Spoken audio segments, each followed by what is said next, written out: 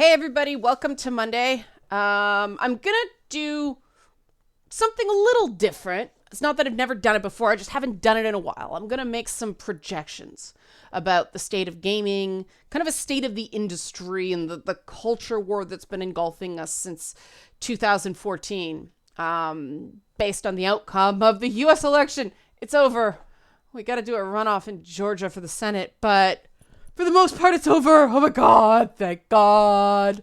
If you like this sort of analysis, I don't know how it's going to do. Probably not well in YouTube's blessed algorithm. Help support this channel. Become a monthly patron. Patreon.com/Leanna K. Boss fight update at the end of this video. Okay.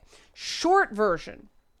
If you want to just stop watching now, my prediction is we are starting the crazy train is starting to come into sanity station. I've been saying for a while that the culture war will peak in 2020 and then start to taper off. And we see signs based on these election outcomes that that's happening, like in a pretty obvious way, more obvious than I was expecting it to be, you know.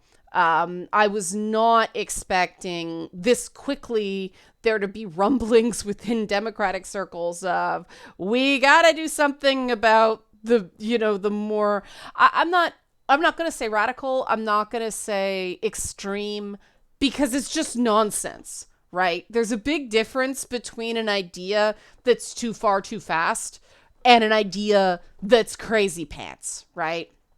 And there have been some ideas floating around of late that are crazy pants. I mean, one of the big interesting things is what happened with the Latino vote that is not a monolith, right? I could do a whole video on that, but this isn't a political channel. We've been talking about this for a while. I mean, there's a shining example. I listen to my viewers who are, Hispanic American, but also people who are like, there's people who watch this channel who are actually in places like Mexico and Venezuela and Brazil and stuff like that. And they don't like the term Latinx. And gee, the party that kept going Latinx, Latinx, tuned out in certain areas. In other places it did quite well. But, in certain key not Latina, not Latino, Latine, with Canada, That's why I like that version. It's also more grammatically correct. But areas of the country, like strongholds sort of thing, they're just no thanks. Like, keep your noise elsewhere. And there are economic reasons, understandable knee-jerks involving certain economic models. I'm trying to go easy on the trigger words because I know wounds are raw right now, but that's a big indication, at least in this community, that we've been going in the right direction, right? The other, I'm not going to get into the nuts and bolts of the political breakdown. Let's just get into specifics with the culture war stuff. That's one of them. A few transgender candidates got elected, which makes me pleased because it shows that at least certain parts of America are ready to elect trans candidates. They just actually have to be good candidates that are not just, I'm trans, vote for me, right? As if they are middle of the road policy wise, if they understand the issues in their areas, in their districts, people will vote for them. That's awesome. I think most people are, that's pretty much where they're at. I'm on the fence about the whole 70 million people still voted for Trump. That means there are 70 million racists in America. I'm gonna let other people sort that out.